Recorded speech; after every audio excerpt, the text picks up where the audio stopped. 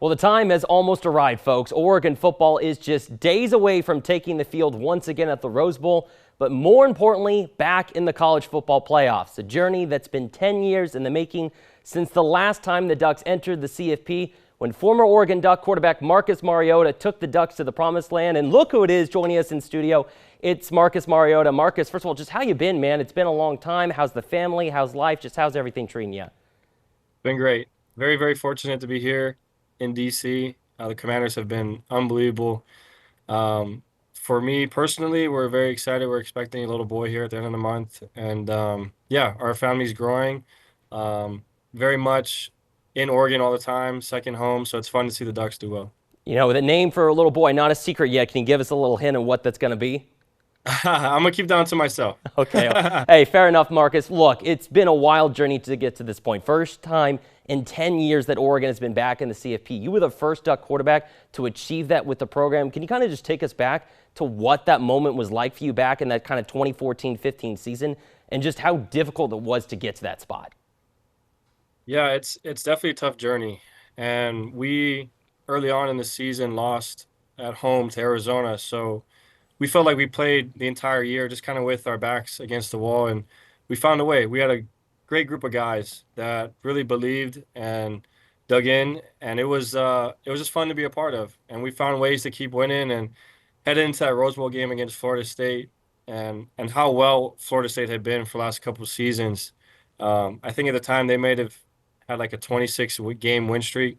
So that challenge I think was exciting for us, and to be in the first college football playoff, I think was very, very special as well. And we found a way to get it done and made it to the national championship game. And just that whole year in and of itself was just an unbelievable year, and something that I always look back on and be proud of. It's hard to believe that it's been 10 years since this even became a thing, and there's been, frankly, a lot of changes since then. Back then, there were only, what, 4 teams that were allowed in, and now there's 12. What are your kind of thoughts on this Oregon Ducks team and the path they've trailed to get the #1 seed this season in the college football playoffs? Oh man, rooted in substance. I really believe in that. I think just being an observer from afar and somewhat being in the program here and there, just how Coach Lanning has led these guys and how they've bought into the way that he wants to play. And it's been very, very cool to watch. It's been very special for me to see Dylan and how well he's played and how well the offense has played. But to just see them all come together and to see it come to fruition, all the hard work and sacrifices that these each individual guys have done, it's been pretty special to watch, and I'm excited to see how this all ends up. It's like you're reading my mind, Marcus. We'll get to 2 of those points that you just touched on in a little bit, but I do want to ask you this. What do you think, honestly, has been the biggest difference this season for the Ducks? Because they've had a lot of close years in the couple of last few years with Coach Lanning, but what do you feel like has been the biggest difference in your eyes this year? What do you feel like changed? Well, there's a belief. Whether these games are close, they find ways to win. And when you believe in one another and you believe in what Coach Lanning has preached, you'll find ways to accomplish what you want to accomplish. So these guys have done an unbelievable job of buying in, and it's been very impressive to watch. And I'm hoping that they can continue this going forward. I think one of the players to touch on most importantly that's bought into this program is a man you've had a really close connection with. He's the man at the helm these days. Look, I think Dylan Gabriel has been super special this season for Oregon. I think he's fit this program so perfectly. You guys have had a connection and a big impact on him as well. Can you just share a little bit about what your connection has been like this season with Dylan and what you thought about his play so far this year? Been very privileged to get to know Dylan over the years. Got to know him when he was at UCF, when he made his transfer to Oklahoma, and then finally at home here at Oregon. And just the person I think has always stood out to me. The type of leader he is, how he leads by example, how he brings guys together.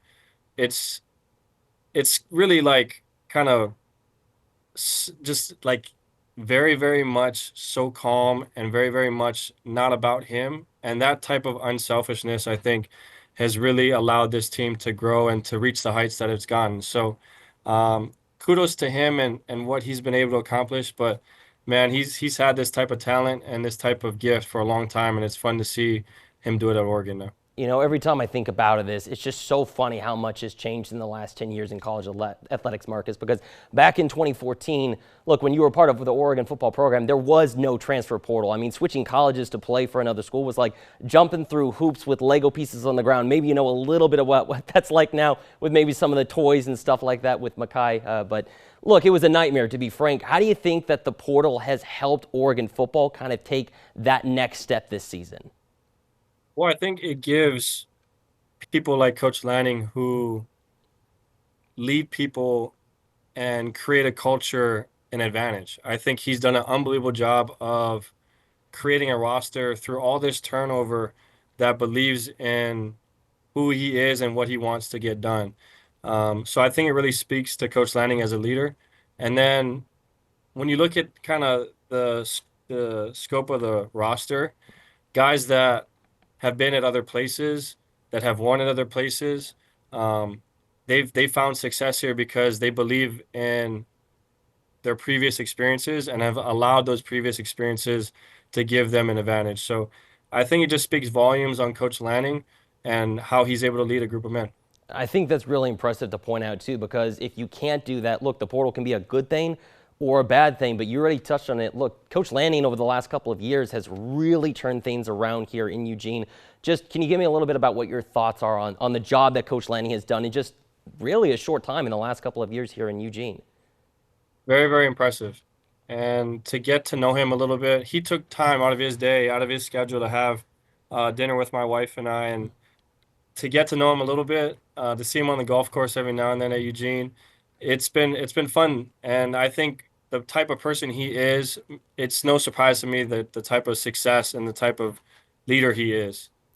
He's very much about building men and building them the right way, and football kind of comes along with that. So Not, it's no surprise that he's done well, and I'm super, super excited to kind of see this going forward. not to dig into the personal life, but who's the better golfer? Oh man, I think we both give each other a run for our money. Fair enough. Hey, look, I'm glad I brought up this topic on Coach Lanning because, look, back before he was hired, you and several other former players signed a letter to Athletic Director Rob Mullins that you guys wanted that next head coach to be a guy that embodied both the connection to the past, but also had the skill to get a championship to here in Eugene, Oregon. Looking back, how do you feel like Coach Lanning has met those expectations that you were looking for back in 2021 when you signed that letter to Athletic Director Mullins? Far and beyond.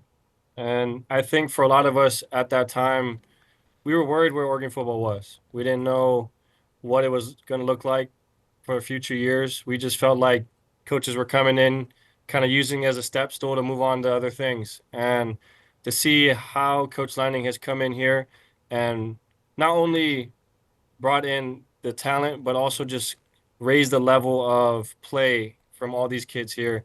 It's been very, very impressive, and we're very fortunate to have him. And I'm one of many that are very thankful that we found him. And as we move forward, just to continue to keep him around and him continue to make a difference here at the university. It really feels like it's been a changing of the guard since Oregon hired him. And look, it's been a long time since the Ducks have been back to the national title game. You know how difficult it was to get to that point 10 years ago.